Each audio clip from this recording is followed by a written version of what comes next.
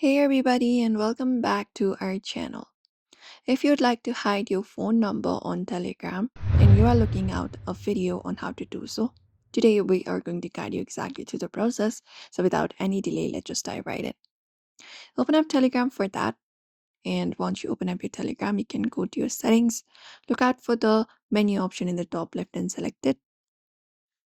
And then once the menu pops up on your screen, look out for the settings option and select that settings option right here. Now, once you reach over to your settings, what you need to do is look out for the privacy in the security section and go ahead and tap on it. And then once you tap on privacy and security, in the privacy section, you can look out for the phone number option. So scroll down and look out for the phone number option and tap on it. And what you need to do is just make sure under who can see my phone number, it is set to nobody. So you can tap on this option called nobody to hide your number from everyone. Or you can even select contacts only to show it to people saved in your phone's contact.